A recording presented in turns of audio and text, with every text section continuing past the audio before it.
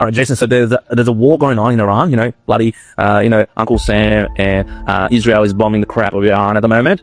How's this sort of sentiment with oil prices jacking up, inflation jacking up, RBA raising rates now, affecting like clients that you deal with in terms of buying property? Like, is it going to affect you in terms of buying property in 2026? It's affecting everyone. Right. And market sentiment changes the way people play in the market, right? I think right now it's a buyer's market because petrol is through the roof, interest rates are going up, wars are happening, instability everywhere. Yeah. Agents that I'm talking to are saying, Jace, there's heaps of properties on the market. Right. People are a bit rattled, purchasers are a bit worried. So people are all holding back.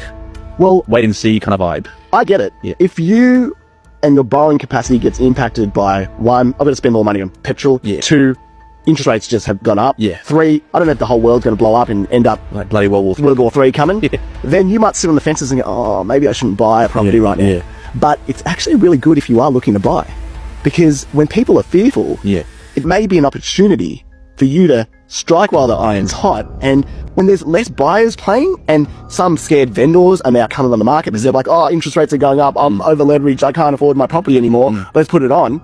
If there's an oversupply and less buyers, it means buyer's paradise.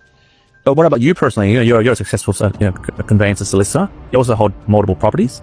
Are you planning to take advantage of this gold opportunity to buy this year? Yeah, look, I'm keen to buy. Right. When opportunities are there, I think, Warren Buffett has said, right, when others are fearful, that's when you can make the most money. When there's blood on the street, it's time to go shopping. Look, I'm a bit of a contrarian when I think of the way that you should move within markets, because if the herd is moving one way, then when interest rates are low and there's a lot of money in the system and it's easy to borrow, there's more buyers, more competition. You go to that open home on the weekend, and we get it all the time. People would call you on the weekend, oh, they're telling me to sign right now, there's got offers. Yeah. If there's hardly anyone around, the agents are chasing you. You're not chasing them. Amazing. But what would you say as a disclaimer when, there's blood on the streets and there's a lot of instability on the streets, for someone that's planning to buy a property against the stream, like you're the salmon swimming against the stream? What type of red flags would you factor in before you go make that purchase? I mean, you're in a position to buy, but there's certain things that you'll consider, right, before pulling the trigger, right? So I'm not a financial advisor, so don't take just my personal advice. Just own a humble opinion. You have to operate in a way that you understand risk, and you operate in a way that you understand the levers and the way finance work, the way the economy works, the market you're buying in. And if you feel confident with the right advisors, the right broker, that you understand your borrowing capacity, how much you can borrow, what it's going to cost you, different ways that you can borrow, interest only, principal interest. You've got a good accountant that can advise you on the tax side, how to make it work tax-wise. Do you buy your SMSF? Do you buy and have it negatively geared? Do you buy it and have it positively geared? Do you know the market well? Have you been monitoring the market? Do you know what the true value of properties are? What information do you have that gives you an advantage?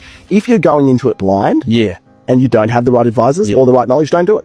So it's a calculated risk, right? And at the end of the day, that calculated risk is to get a return on investment. Of course. So you're not certain and you're just following the crowd saying, oh, I heard of some reel or some short saying, go against the market, contrarian. Don't just follow blindly. No way, Jose. You have to have a competitive edge. I say you play in the market where you've got an edge, right? So if you have an edge or knowledge that gives you an advantage, that's good. But if you go into it blind, you are sure to probably get burnt, because you're playing in a free market where there are other people that have more knowledge, have more understanding, have different advisors. They might have bought 10 properties before. They understand how leverage works. They understand that they can use interest only. They've got a really creative accountant or whatever it might be. If you don't know the risks, you don't do the right due diligence, you are setting yourself up for failure. You've got to know the numbers.